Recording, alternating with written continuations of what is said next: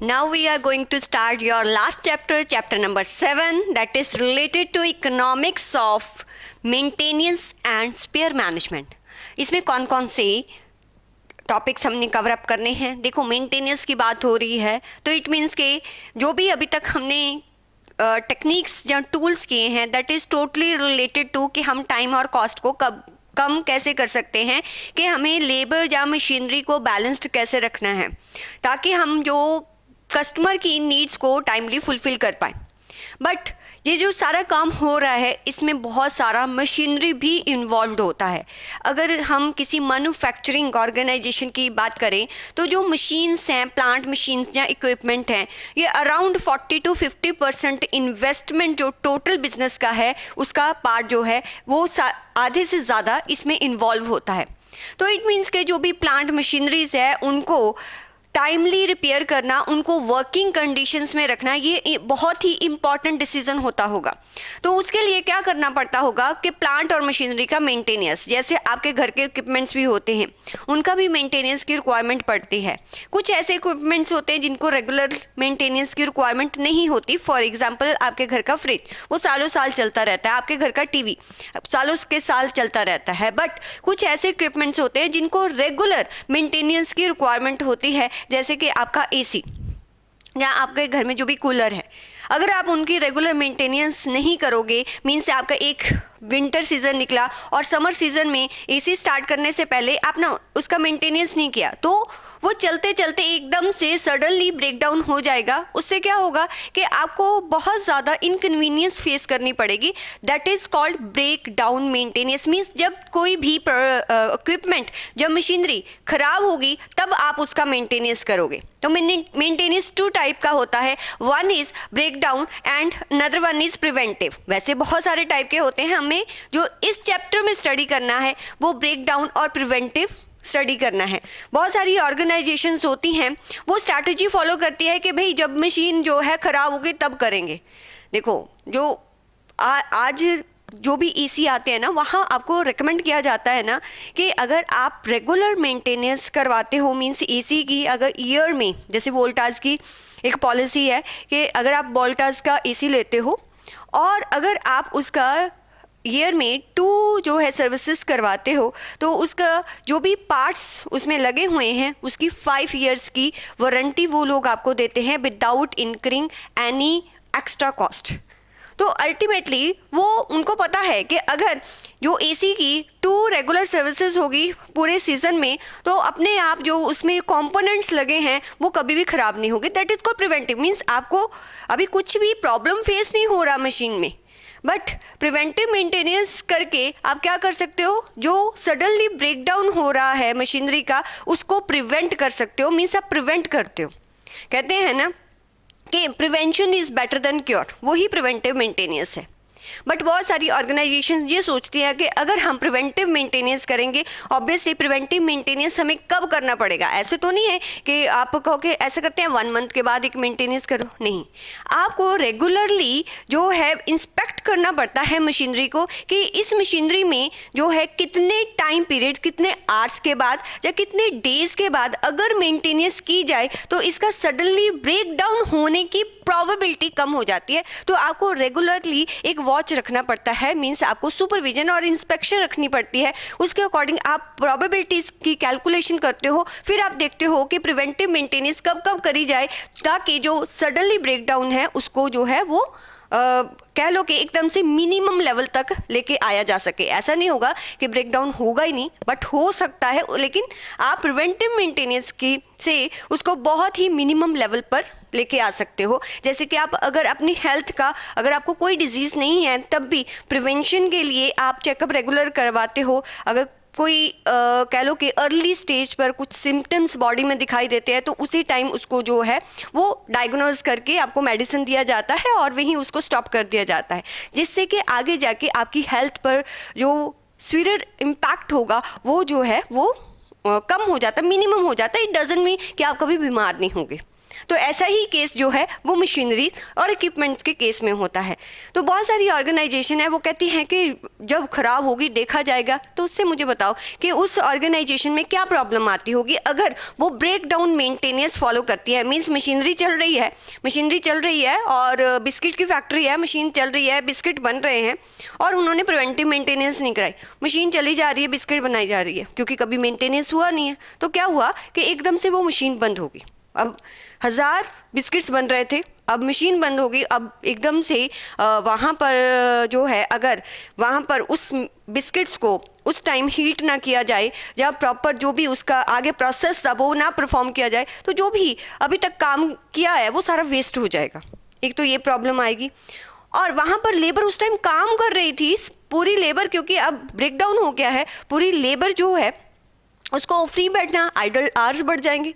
Idol our बढ़ गया, आपका जो वेस्टेज हो गया, जो मशीनरी है वो सडनली स्टॉप हो गई, तो उसके एक्सीडेंट होने के चांसेस, मीन्स आप देखो ना बहुत सारी क्रेन्स होती हैं, जब बिल्डिंग बनती है क्रेन्स होती है, अगर उसका मेंटेनेंस ना किया जाए, अब क्रेन कुछ पार्ट जो है वो उठा, मान लो कोई मशीनरी है वो ऐसे कोई क्रेन है उठा रही है, राइट, आपने इसका प्रॉपर मेंटेनेंस नहीं किया तो हैंडल लूज हो चुका है और एकदम से ये गिर जाता है तो नीचे वर्कर्स खड़े होंगे। तो अगर आप प्रिवेंटिव मीन्स रेगुलर चेकअप नहीं करते हो, आप कहते हो कि जब टूटेगी तब देखा जाएगा, तो उससे क्या होता है कि आप अपने वर्कर्स की जो सेफ्टी है उसका भी ध्यान नहीं रख रहे हो।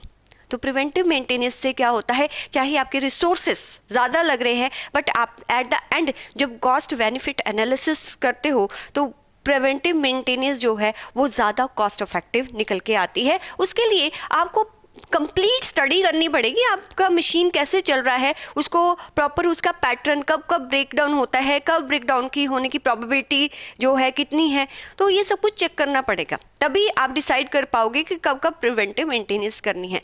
तो अभी आपके इस चैप्टर में आपने क्या क्या पढ़ना है, आपको ब्रेक डाउन मेंटेनेंस पढ़ना है कि इसका मतलब क्या होता है कि मशीनरी जब जो है उसमें कोई प्रॉब्लम आएगी तब आप मेंटेन करोगे, बिफोर दैट आप उसको चलता रहने दोगे। प्रिवेंटिव का मतलब कि prevention better than cure, means machine जो है वो चल रही है, इन सर्विस है, बट स्टिल आप जो है एक आपने शेड्यूल किया हुआ है कि इस टाइम पर मशीनरी का जो है रिपेयर होना ही होना है, जैसे आप एसी का भी करवाते हो अपने घर में।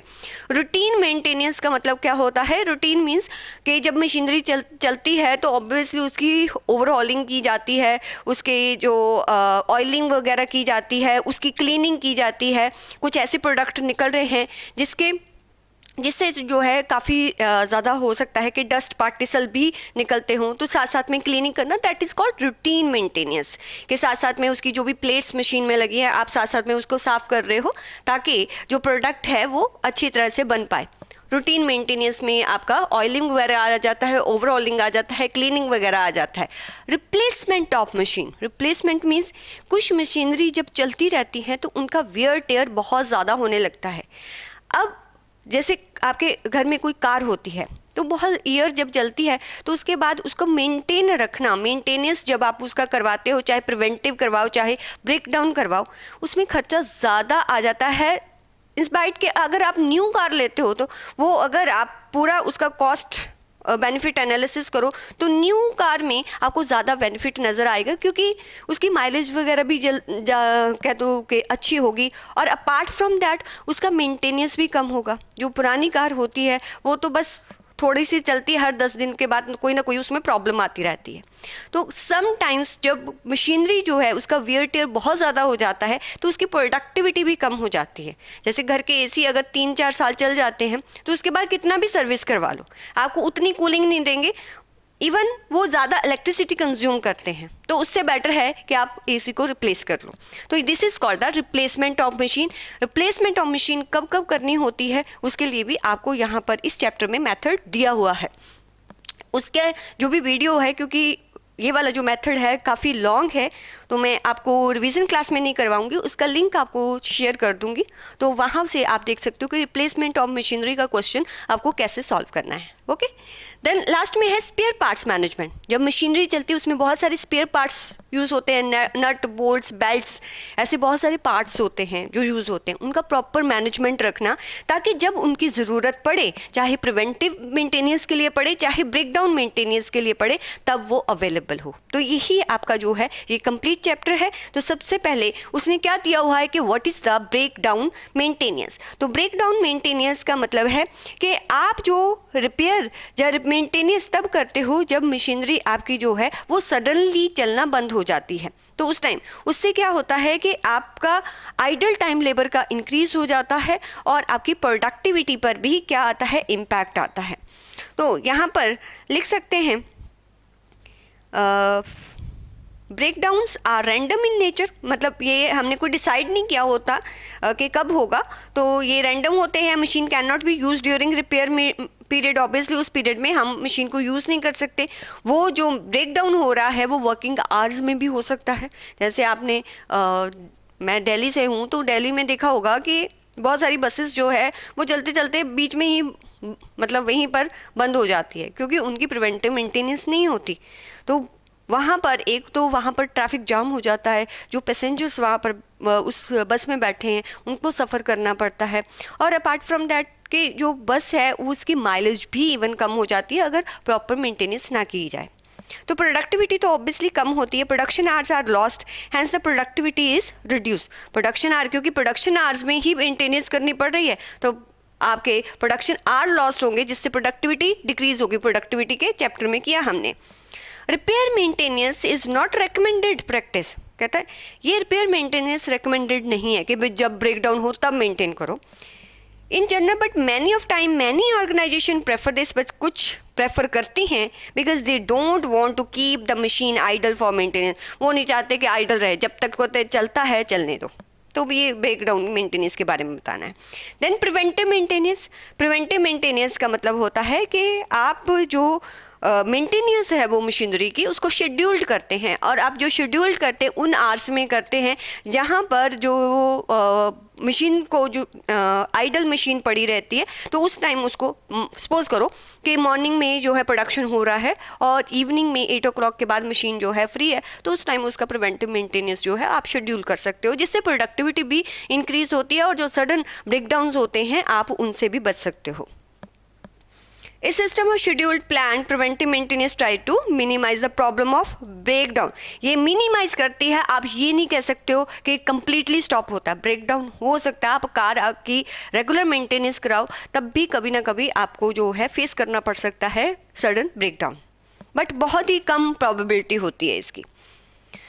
प्रिवेंटिव मेंटेनेंस में हम लोकेट करते हैं weak part of all equipments.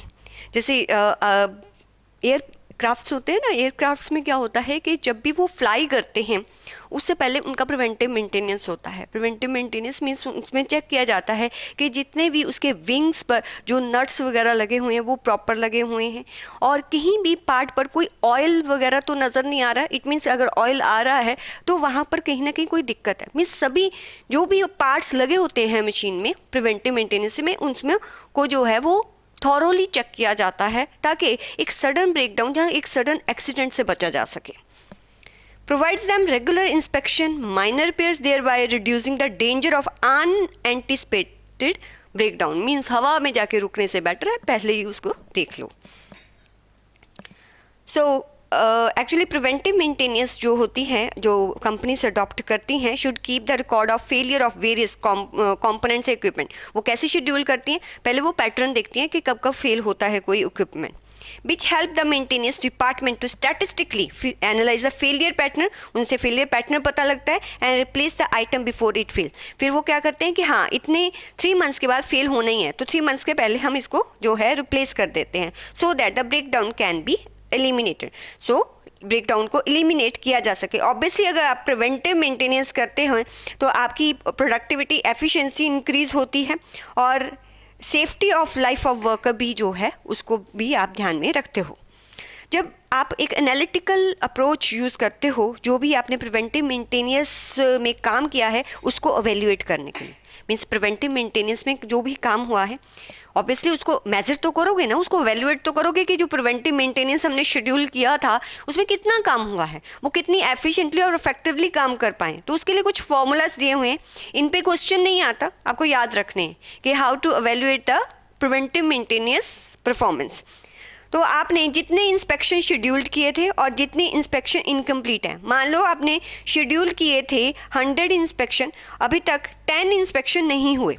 जैसे मैंने कहा ना, एयरक्राफ्ट को फ्लाई करने से पहले उसको जो है प्रिवेंटिव मेंटेनेंस मींस कितने टाइम के लिए शेड्यूल किया था, कितनी जो है प्रिवेंटिव मेंटेनेंस होनी चाहिए, कितने शेड्यूल किए, कितने इनकम्प्लीट रह गए, उसको डिवाइड कर दो और परसेंटेज देखो। कहता है अगर वो 10% से नीचे है तो इट्स ओके। अगर आपका जो शेड्यूल किया प्रिवेंटिव मेंटेनेंस और उतना हुआ ही नहीं, कई बार क्या होता है ना, फैक्ट्री में जाओ कि हम मशीन को देखने आए, वो कहते हैं अभी काम चल रहा है, कल आना। तो आपको देखना है कि उस कंपनी, जो बड़ी बड़ी कंपनीज हैं, वो समटाइम्स प्रिवेंटिव मेंटेनेंस को डिले करते हैं क्योंकि बहुत ज़्यादा उनके पास रश ऑर्डर्स होते हैं। तो एट द एंड जो मेंटेनेंस डिपार्टमेंट है वो देखता है कि कितने शेड्यूल किए थे, कितने हुए, कितने इनकम्प्लीट हैं। उससे देखा जाता है कि हमारी परफॉर्मेंस प्रिवेंटिव मेंटेनेंस में कैसी है। जहाँ आप देख सकते हो कि आवर्स वर्कड फॉर मेंटेनेंस कितने शेड्यूल्ड आवर किए थे और कितना काम किया है, उसके अकॉर्डिंग भी आप अपने डिपार्टमेंट की मेंटेनेंस डिपार्टमेंट की परफॉर्मेंस को देख सकते हो। जहाँ डाउन टाइम कितना रहता है, डाउन टाइम में दोनों डाउन टाइम आएंगे, शेड्यूल्ड वाले भी, अनशेड्यूल्ड। मीन्स मशीन जो है कितनी देर बंद रही और अवेलेबल आवर्स कितने हैं। ऑब्वियसली डाउन टाइम आपको कम करना है, तभी परफॉर्मेंस आपकी बेटर होगी। अफेक्टिवनेस, एक ये वाला कर लो। अफेक्टिवनेस जब भी देखी जाती है आवर्स के केस में, जितने शेड्यूल्ड होंगे hours divided by total number hours spent on maintenance. Maintenance में कितने आवर्स, हमेशा मैंने आपको बताती हूँ कि जब आवर्स में आपने एफिशिएंसी निकालनी हो ना, तो जो स्टैंडर्ड आवर्स होते हैं वो ऊपर रखते हो और जो एक्चुअल आवर्स होते हैं वो नीचे रखते हो। अगर आउटपुट में एफिशिएंसी या इफेक्टिवनेस निकालनी हो तो एक्चुअल आउटपुट ऊपर रखते हैं और स्टैंडर्ड नीचे रखते हैं। इस फार्मूला का लॉजिक भी बताया था, तो ये याद रखना है। टाइम के केस में स्टैंडर्ड ऊपर होता है, आउटपुट के केस में एक्चुअल ऊपर होता है, तभी इफेक्टिवनेस और एफिशिएंसी पता चलती है। अगर आप प्रिवेंटिव मेंटेनेंस करते हो तो मुझे बताओ कि क्या फ़ायदा होगा। अभी मैंने बताया ब्रेकडाउन कम से कम होगा, मिनिमम हो जाएगा, वर्कर की सेफ्टी का आप ध्यान रखोगे, आपकी प्रोडक्टिविटी इंक्रीज होगी, आपके जो एक्सीडेंट्स हैं वो जो है वो कम से कम होंगे, और आप ये कह सकते हो कि आपका जो पर यूनिट कॉस्ट है वो भी रिड्यूस हो जाएगा। प्रोडक्टिविटी इंक्रीज होगी तो मीन्स मशीन्स को आपने प्रॉपर यूटिलाइजेशन किया है और आपका कॉस्ट भी कम आएगा, आपके प्रोडक्ट की क्वालिटी भी अच्छी होगी। जैसे बिस्किट बन रहे थे, एकदम से बीच में मशीन जो है बंद होगी, वो बिस्किट्स की क्वालिटी वो नहीं रहेगी जो रेगुलर एक जो सर्कल में बिस्किट बनता है उसमें क्वालिटी आती। और इक्विपमेंट की लाइफ तो बेटर होती ही होती है। जैसे वोल्टास की एग्जांपल दी कि 2 सर्विस करवाओगे तो 5 साल की वारंटी, उनको पता है कि प्रोडक्ट की लाइफ बेटर है, हमें वारंटी इनकी जो रिपेयर की ज़रूरत होगी ही नहीं। और बेटर इंडस्ट्रियल रिलेशन कैसे, बिकॉज अगर कस्टमर ने कोई डिमांड किया है, आपने प्रिवेंटिव मेंटेनेंस किया है, इट मीन्स के जो डिमांड जिस टाइम पर आपने फुलफिल करनी है आप कर रहे हो, क्योंकि बीच में कोई सडन ब्रेकडाउन नहीं है, उससे आपके इंडस्ट्रियल रिलेशनशिप जो होते हैं कस्टमर्स के साथ वो भी अच्छे बनते हैं। तो these are advantages of preventive maintenance. What is the routine maintenance? I already discussed. Routine maintenance क्या होता है कि ऑयलिंग करना, जब मशीन सर्विस में है, इक्विपमेंट सर्विस में है, उस टाइम जो आप ऑयलिंग, क्लीनिंग, ओवरऑलिंग करते हैं, that is called the routine maintenance. अब मेंटेनेंस की टेक्निक्स 2 हो सकती हैं। जब हम मेंटेन करते हैं तो चाहे आप प्रिवेंटिव करो चाहे आप ब्रेक डाउन मेंटेनेंस करो, तो 2 टेक्निक्स है। एक है कि जब वो मशीन का मेंटेनेंस हो रहा है उस टाइम जो प्रोडक्शन हो रहा है, आप प्रोडक्शन को कंटिन्यू रखो। कैसे कि जो स्टैंड बाय मशीनरी है उसको आप जो है स्टैंड बाय मशीन तब चल रही है। मान लो कि आपका एसी सर्विस के लिए गया हुआ है तो स्टैंड बाय आपने कूलर रखा हुआ है तो वो चल रहा है, और एसी जब तक चलता रहता है कूलर को आप देखते भी नहीं हो, तो that is called the stand by, right.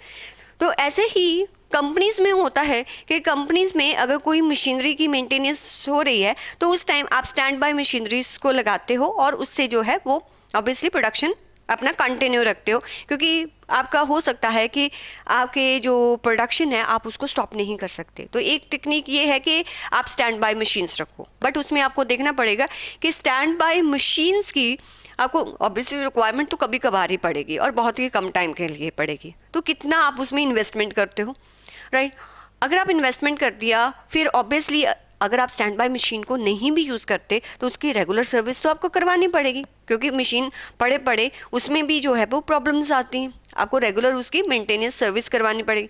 हाँ, आपको कहीं उसको स्टोर करना है तो आपको वेयर हाउस के चार्जेस भी जो है वो बेयर करने पड़ेंगे। तो मीन्स उसमें कितना इन्वेस्टमेंट हो रहा है, उसकी सर्विस पे कितना कॉस्ट लग रहा है, उस पे स्टोरेज करने के लिए उस पर कितना कॉस्ट लग रहा है, तो ये सारी कॉस्ट को आप जो है ऐड करोगे और उसके थ्रू जब मशीन का मेंटेनेंस हो रहा है, कितना प्रोडक्शन हो रहा है, उससे कितना बेनिफिट हो रहा है, मीन्स कॉस्ट और बेनिफिट एनालिसिस करोगे, तब आप इस मेंटेनेंस टेक्निक को ऑप्ट कर सकते हो। सेकेंड एक टेक्निक होती है कि आपकी फैक्ट्री में बहुत सारी मशीन्स हैं, राइट, आपके बहुत सारी मशीन्स हैं।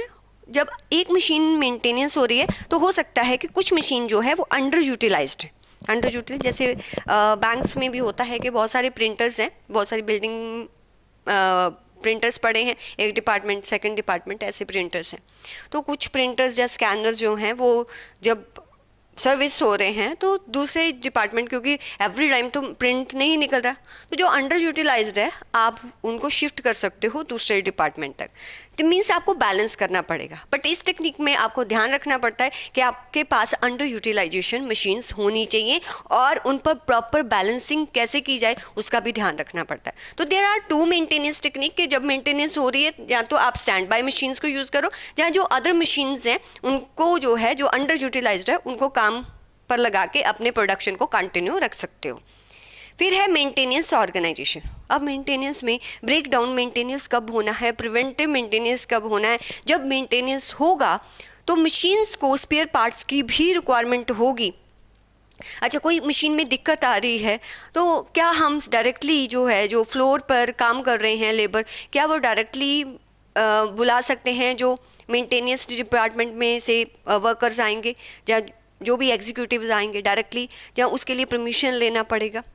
तो अगर एक ऑर्गेनाइजेशन में 100 मशीन्स हैं, अब उन मशीन्स में कब कब मेंटेनेंस होगी, किस टाइम पीरियड में होगी, कौन सा स्पेयर पार्ट कब रिप्लेस होगा, कौन से ऐसे स्पेयर पार्ट्स हैं जो रेगुलरली रिप्लेस होते हैं, जैसे नट बोल्ट वगैरह होता है, बियरिंग वगैरह होते हैं, वो तो रेगुलर चाहिए होते हैं, कितने रखने हैं वो वाले नट बोल्ट्स वगैरह, या बेल्ट कन्वेयर बेल्ट्स वगैरह होती हैं, कितने रखने हैं। तो बहुत टाइप के स्पेयर पार्ट्स होते हैं जो आगे जाके स्टडी करने वाले हम। और मेंटेनेंस जो है वो किस कॉस्ट पर, मीन्स जो आप वेंडर्स के जो मेंटेनेंस करने आते हैं कितने कॉस्ट पर आप उनके साथ डील करोगे और कब आपको मशीन को रिप्लेस करना है, ये सब कुछ डिसाइड करता है हमारा मेंटेनेंस ऑर्गेनाइजेशन। अगर एक ऑर्गेनाइजेशन में 100 मशीन है, हर मशीन को ध्यान में रखना। आप सोचो ना, जो स्पाइस जेट ले लो, उसकी आप देखो कितने सारे एयरक्राफ्ट है, उसका फ्लीट काफ़ी ज़्यादा है। अब उनका मेंटेनेंस होता है, मेंटेनेंस कब किसी एयरक्राफ्ट का करवाना है, कौन सा मेंटेनेंस करवाना है, रेगुलर वाला करवाना है या थॉरो करवाना है, तो ये सारा कुछ जो है वो मेंटेनेंस डिपार्टमेंट जो है वो हैंडल करता है। और टाटा स्टील प्लांट ले लो, उसमें देखो उसमें कितनी सारी मशीनरीज होती हैं, उनमें मेंटेनेंस कब कब होगा, उसके लिए एक चीफ प्लांट इंजीनियर अपॉइंट किया जाता है।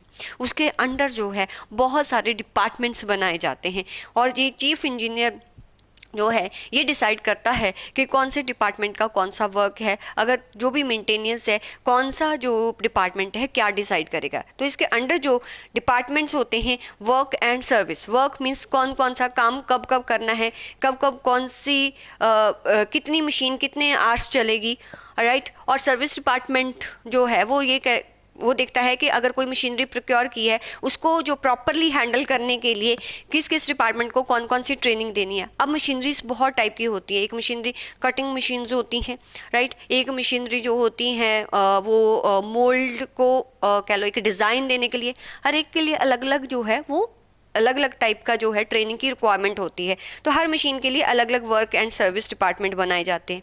फिर एक मेंटेनेंस वर्कशॉप बनाई जाती है जो कि एक तरह की रूटीन जो कह लो कि मेंटेनेंस है उसको हैंडल करती है, ओवरहॉलिंग करनी, फैब्रिकेशन करना, रिपेयर शॉप, प्लानिंग करना कि कब कब किस मशीन में कौन कौन से पार्ट्स को हमें चेक करना है, ये मेंटेनेंस वर्कशॉप करता है।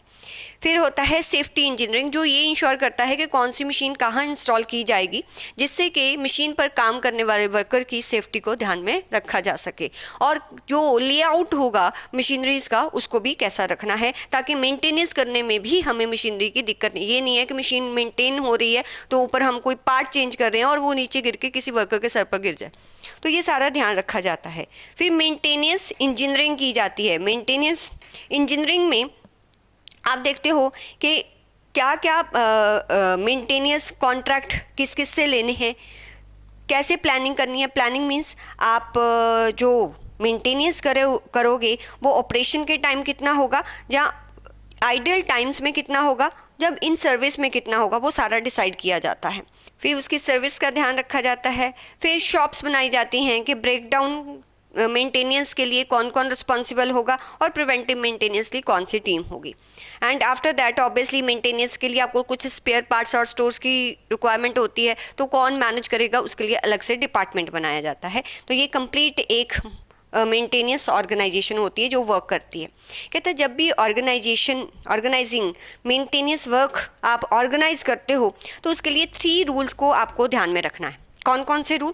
सबसे पहले जो भी मेंटेनेंस रिक्वेस्ट जब रेज की जाती है, वो जो भी रिक्वेस्ट रेज हो वो without approval of maintenance supervisor के नहीं होनी चाहिए, क्योंकि मेंटेनेंस थोड़ा सा है और आपने किसी जो है जिसको ज़्यादा पेमेंट करना पड़े उस पर्सन को बुला लिया, तो उससे ऑब्वियसली वेस्टेज ऑफ रिसोर्सेज और स्किल्ड वर्कर की वेस्टेज होगी। सेकंड, ये वाला आप अंडरलाइन कर लो कि not without approval of maintenance supervisor. पहला ये रूल फॉलो करना है जब भी आप कोई भी मेंटेनेंस वर्क को ऑर्गेनाइज करते हो। सेकंड, आपको जो भी स्टोर्स की रिक्वायरमेंट है मेंटेन करना पड़ेगा। आपको देखना पड़ेगा कि जब भी ब्रेक डाउन के लिए जो भी आपको वाइटल पार्ट्स की रिक्वायरमेंट है वो आपको अवेलेबल होने चाहिए। अगर वो उस टाइम अवेलेबल नहीं हुए तो ऑब्वियसली आपका ब्रेक डाउन जो है वो लॉन्गर पीरियड के लिए हो जाएगा और आपकी प्रोडक्टिविटी पर भी इम्पैक्ट आएगा। So proper store management essential है as a backup service of a good maintenance. तो प्रॉपर स्टोर मैनेजमेंट होना चाहिए। Maintenance store means proper store management होना चाहिए। Then records of maintenance work done. जो भी मेंटेनेंस में वर्क कर रहे हो, ऑब्वियसली जैसे मैंने एयरक्राफ्ट की एग्जांपल ली, तो एयरक्राफ्ट की जब मेंटेनेंस की जाती है तो वो वर्क बहुत ही लॉन्ग होता है। तो मीन्स उसको approximate 23 to 24 means 1 day complete लग जाता है। अब जब मेंटेनेंस उसकी चल रही है, किसी एयरक्राफ्ट की चल रही है, तो 1 पर्सन मैक्सिमम 8 to 9 आवर्स काम कर सकता है। अब जितना वर्क उसने कर दिया उसको लिखना पड़ता है, एक शीट होती है उस पर लिखना पड़ता है कि उसने कौन कौन सी जो है वो चेकिंग कर ली है। देन उसी शीट में आके जो नेक्स्ट लेबर आता है उसी शीट से फिर वो दिखता है कि यहाँ पर कौन कौन से पार्ट्स कब कब चेक हुए हैं, वो सब कुछ है कि मुझे आगे कौन कौन सी रिपेयर या मेंटेनेंस को जो है वो कंटिन्यू करना है। अपार्ट फ्रॉम दैट, जब किसी मशीनरी की मेंटेनेंस होती है तो वहाँ पर एक शीट बनती है जहाँ पर लिखा जाता है कि इंजन की हमने ये मेंटेनेंस की, उसका ऑयलिंग जो है इस दिन चेंज हुआ है। अगर आप किसी बिल्डिंग में भी जाओ, होटल में भी जाओ, जैसे लिफ्ट में देखते हो कि एक तरफ आप वो होटल में जब जाते हो तो मार्किंग की होती है, वहाँ लिखा होता है कि लास्ट जो है इसको कब चेकिंग किया गया था, कब इंस्पेक्शन हुआ था। अगर घर में होते हैं होटल में जो भी अपार्टमेंट्स जो दिए जाते हैं रेंट पर, तो वहाँ पर फायर एक्सटिंग्विशर लगा होता है, वहाँ पर भी एक स्लिप लगी होती है कि लास्ट टाइम इसको जो है वो कब एग्जामिन किया गया। तो ये सारा जब जो भी काम किया है, कब किया है, किसने किया है और कौन कौन सी रिपेयर की है, कौन कौन सी मेंटेनेंस की है, उसका रिकॉर्ड रखना बहुत ज़रूरी होता है। जैसे एक केस हुआ था, थोड़ा सा बता देती हूँ कि जो एयरक्राफ्ट है उसका मेंटेनेंस हो रहा था। तो ऑब्वियसली जो एयरक्राफ्ट का विंग है, विंग पर चेक कर रहे थे कि जो बोल्ट है, नट्स हैं, वो प्रॉपरली लगे हुए हैं कि नहीं लगे हुए। तो पर्सन की जो शिफ्ट है वो ओवर होने वाली थी, तो विंग्स पे तो बहुत सारे नट्स होते हैं, तो उसने कुछ नट्स तो चेक कर लिए थे बट कुछ उसने छोड़ दिए और लिख दिया कि मैंने इस विंग के नट्स को चेक कर लिया है, पूरा बोल्ट्स वगैरह को चेक कर लिया, और आधे तो किए नहीं थे, शिफ्ट ओवर हो गया। अब पर्सन आया, उसने चेक किया कि हाँ इस विंग्स के तो चेक हो चुके हैं, तो उसने उस पर ध्यान नहीं दिया, दूसरे विंग्स के। अब अल्टीमेटली क्या हुआ, तो ये आप यूट्यूब पे भी देख सकते हो, तो वहाँ पर जो लास्ट का बोल्ट था वो थोड़ा सा लूज था और उससे क्या हुआ, एयरक्राफ्ट का क्रैश हो गया। तो मीन्स अगर आप प्रॉपर रिकॉर्ड नहीं रखोगे तो आपको जो है सडन ब्रेकडाउन्स और को फेस करना पड़ सकता है, जिससे कि काफ़ी डैमेज हो सकता है ऑर्गेनाइजेशन में। तो ये 3 रूल्स हैं। 3 रूल्स कौन कौन से हैं कि आपका maintenance request without maintenance supervisor नहीं होना चाहिए। सेकंड है कि आपके प्रॉपर स्टोर्स की मैनेजमेंट होनी चाहिए। थर्ड, जो भी वर्क आप कर रहे हो उसका प्रॉपर रिकॉर्ड होना चाहिए, जिससे आपको एक फेलियर पैटर्न भी मिलता है। कहते हैं कि जो भी आपकी मेंटेनेंस है, अगर आपको अपनी मेंटेनेंस का फुल बेनिफिट लेना है तो आपको ये रिक्वायरमेंट्स फुलफिल करनी पड़ेगी। कौन कौन सी रिक्वायरमेंट? आपकी सुपरविजन अच्छी होनी चाहिए, एडमिनिस्ट्रेशन जो है वो मेंटेनेंस डिपार्टमेंट का अच्छा होना चाहिए, आपकी इंस्ट्रक्शंस क्लियर होनी चाहिए कि कैसे कैसे रिपेयर करना है, आपका जो डिपार्टमेंट से कोऑर्डिनेटेड मैनर में काम करें, ऑब्वियसली जो मेंटेनेंस वर्कर्स हैं उनको प्रॉपर ट्रेनिंग दी जाए, आपका शेड्यूलिंग जो है वो प्रॉपर होना चाहिए ताकि जो है ब्रेकडाउन्स मिनिमम किए जा सकें, आपका रिकॉर्ड जो है वो आप अच्छी तरह कीप करो, तभी आपको पता चलेगा कि कितना काम हो चुका है, कितना रहता है, और आपके पास एडिक्वेट स्टॉक होना चाहिए, तभी आपकी मेंटेनेंस इफेक्टिव हो सकती है।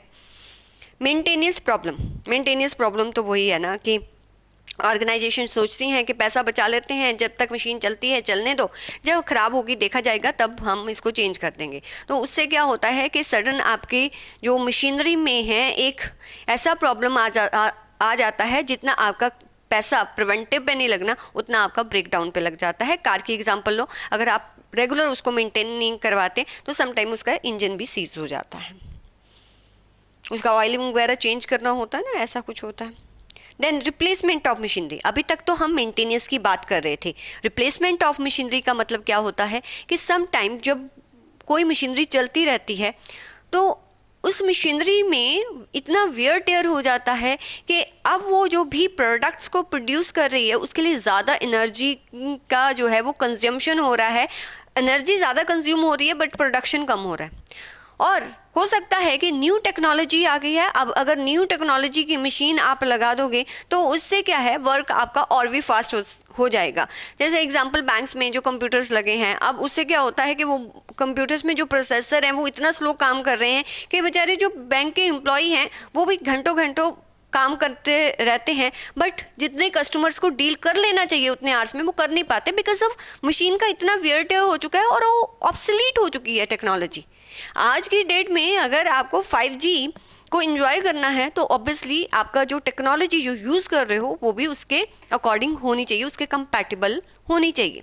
तो इसके लिए सम टाइम्स हमें, क्योंकि टेक्नोलॉजी न्यू आ गई है, फास्ट टेक्नोलॉजी आ गई है, न्यू टाइप की मशीनरीज आ गई हैं, जहाँ आप ये कह सकते हो कि जो ऑलरेडी एग्जिस्टिंग मशीनरी उसका इतना वियर टेयर हो गया है कि वो एनर्जी ज़्यादा कंज्यूम कर रही है, प्रोडक्शन कम दे रही है, तो उस केस में हमें मशीनरी को रिप्लेस करना पड़ता है। जैसे एक एग्जांपल ले लो कि स्ट्रीट लाइट्स जो लगी होती हैं, अब उसमें बल्ब्स ख़राब भी नहीं होते, फिर भी उनको रिप्लेस कर दिया जाता है, क्योंकि बल्ब्स जो है उसका एक लाइफ पीरियड होता है, उसके बाद वो लाइट कम देता है लेकिन एनर्जी जो है कंजम्पशन वो ज़्यादा करता है, तो उनको रिप्लेस करना ही जो है वो बेनिफिशियल रहता है।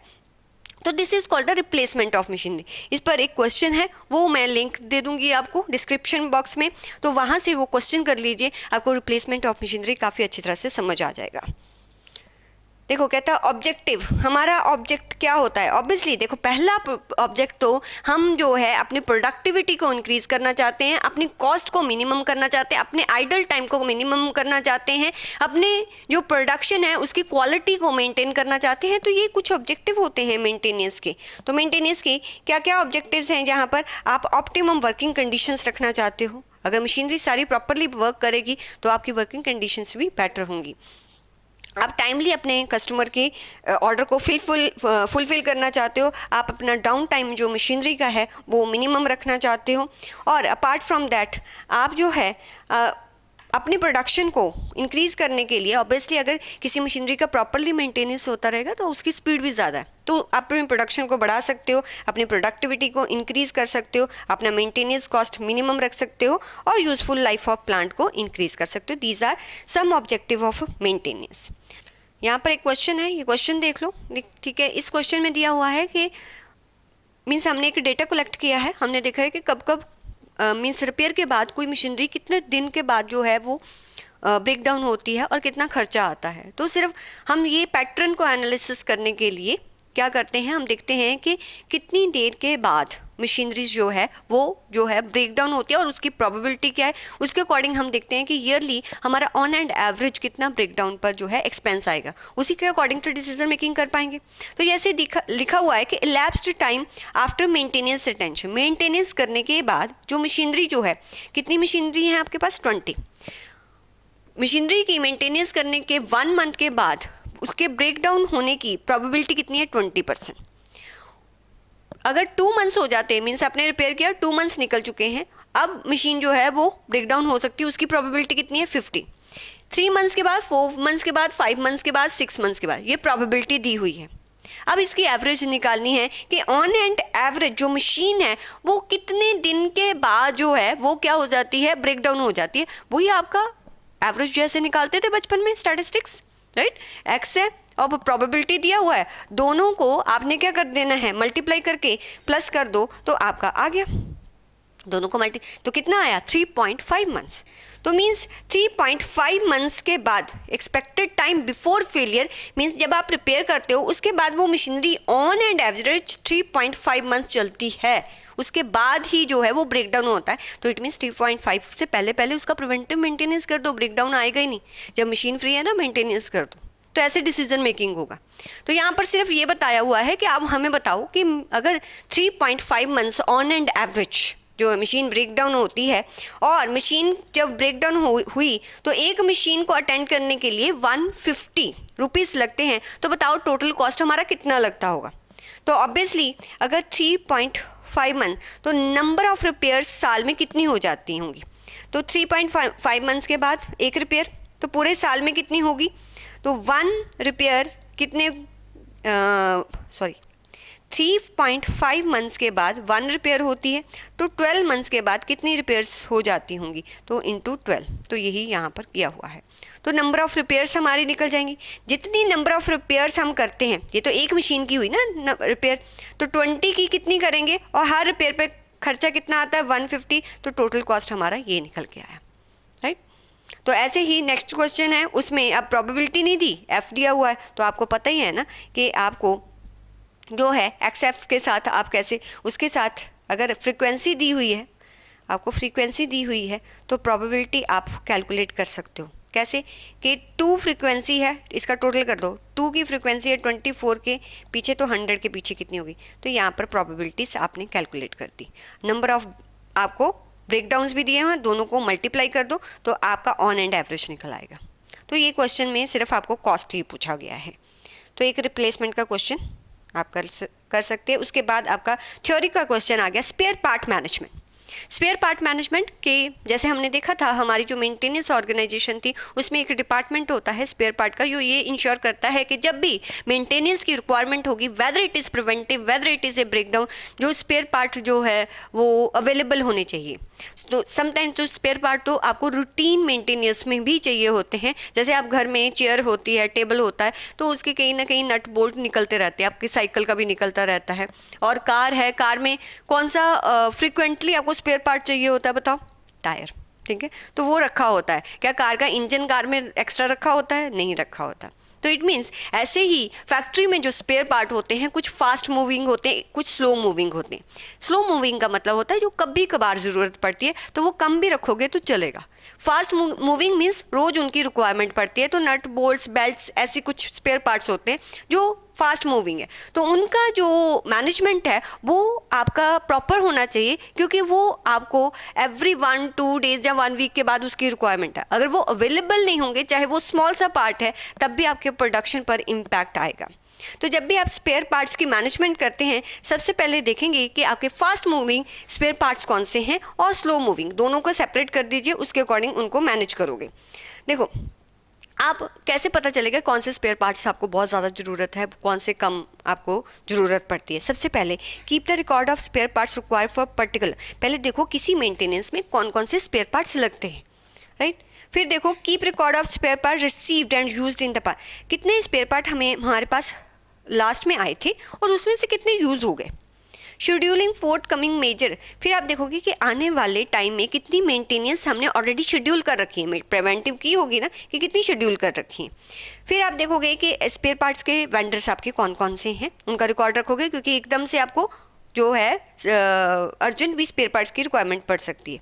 देन फोरकास्ट, उसके अकॉर्डिंग आप जो भी फास्ट मूविंग स्पेयर पार्ट्स हैं, जितनी कंजम्पशन होगी उसके अकॉर्डिंग ऑर्डर दोगे। तो this is the management of spare parts. फिर यही दिया हुआ है कि प्रिवेंटिव मेंटेनेंस इंपॉर्टेंट है, बट डजंट मीन कि आप ब्रेकडाउन को एलिमिनेट कर सकते हो। एलिमिनेट नहीं होता, मिनिमम होता है। और कुछ स्पेयर पार्ट्स जो हैं हमारे पास, जो स्पेयर पार्ट्स होते हैं, कुछ रेगुलर स्पेयर्स होते हैं। रेगुलर जो कंटिन्यूसली आपको ज़रूरत पड़ती है, जैसे नट बोल्ट्स वगैरह हो गए, तो रेगुलरली जिनकी ज़रूरत पड़ती है तो उनको काफ़ी क्वांटिटी में आप रखते हो। इंश्योरेंस स्पेयर पार्ट्स क्या होते हैं? इंश्योरेंस स्पेयर पार्ट्स ये होते हैं उनकी, हाँ हो सकता है उनकी जो एक तरह से रिक्वायरमेंट तो कभी कभार पड़े, राइट, बट वो काफ़ी इम्पॉर्टेंट होते हैं आपके प्रोडक्शन को कंटिन्यू रखने के लिए। हाँ, उनमें इन्वेस्टमेंट भी ज़्यादा नहीं होता है, तो इंश्योरेंस आप उनको सेपरेटली रखते हो कि अगर कभी ज़रूरत पड़े, राइट, तो वो स्पेयर पार्ट्स जो है जब तक नया नया बन के स्पेयर पार्ट्स आता है तब तक हम उसको यूज़ कर लेंगे, that is called the insurance spare part. Capital spare parts होते हैं जो कि जिसको एक्वायर करने में बहुत टाइम लगता है और जो बहुत ही इंपॉर्टेंट रखता है मशीन में, और अगर उसका एक्वायरिंग टाइम, लीड टाइम जो है बहुत ज़्यादा है और उस पर इन्वेस्टमेंट भी बहुत होती है, तो उस स्पेयर पार्ट को क्या कहते हैं? Capital spare part. ये डिपेंड करता है ऑर्गेनाइजेशन की स्पेयर पार्ट स्ट्रैटेजी पे कि वो कैपिटल रखना चाहती है, इंश्योरेंस रखना चाहती है। आपको सिर्फ यहाँ बताना है कि इसका मतलब क्या होता है। रोटेबल स्पेयर पार्ट्स क्या होते हैं कि कई बार स्पेयर पार्ट्स को चेंज किया जाता है मशीनरी की स्पीड को बढ़ाने के लिए। मीन्स एक स्पेयर पार्ट्स है उसको चेंज करके दूसरा उसका आइडेंटिकल ही स्पेयर पार्ट जो है लगा दिया जाता है। समटाइम देखो एक कन्वेयर बेल्ट होती है, ठीक है, जब आप साइकिल की चेन ले लो, साइकिल की चेन ना बहुत टाइप की आती है, तो आप दूसरे टाइप की चेन लगाते हो जिससे कि साइकिल की स्पीड बढ़ गई, राइट। ऐसे ही आप रोटेबल होता है कि वही पार्ट जो है वो आइडेंटिकल किसी पार्ट के साथ आप उसको चेंज कर दो, that is called the rotable spare parts. तो this is all about the spare parts. बाकी तो आपको एक्स्ट्रा एग्जांपल दी हुई है। तो ये आपका लास्ट चैप्टर भी हो गया है, राइट। तो ये सभी थ्योरी जो है आप एक दो बार तो सुनना ही सुनना है, आप स्पीड पे सुन लो। वैसे तो मैंने काफ़ी फास्ट करवाया है, स्पीड पे सुन लो। और जो जो डिस्क्रिप्शन में मैंने आपको मेन क्वेश्चन डाले हैं उनको एक बार ज़रूर देखना है, बिकॉज उससे क्या होगा कि आपको सभी पॉइंट्स जो हैं वो रिकॉल हो जाएंगे। आपको असाइनमेंट का क्वेश्चन, असाइनमेंट का सारा आपको रिवीजन करवा रखा है मैंने ट्रांसपोर्टेशन का क्वेश्चन और क्रैशिंग कैसे होता है उसका क्वेश्चन दिया है, एंड अलॉन्ग विद दैट अभी एक रिप्लेसमेंट का क्वेश्चन आपको दे रही हूँ। तो ये जो है काफ़ी इंपॉर्टेंट है। और प्लांट लेआउट, ये क्वेश्चंस आप देख लेना, ज़्यादा टाइम नहीं इसमें वेस्ट होगा क्योंकि ऑलरेडी कर रखा है। तो आप जो है वो स्पीड को इंक्रीज़ करके उन क्वेश्चन को देखो ताकि आपको स्टेप्स जो है आपके माइंड पर एंड मोमेंट तक रहें। तो best of luck for your exam. तो आप स्टडी करते रहो, कोई भी दिक्कत आती है आप मुझे व्हाट्सअप कर सकते हो, कोई क्वेश्चन है आपको लगता है कि नहीं ये टफ है तो आप मुझे व्हाट्सअप कर सकते हो। Okay, bye students.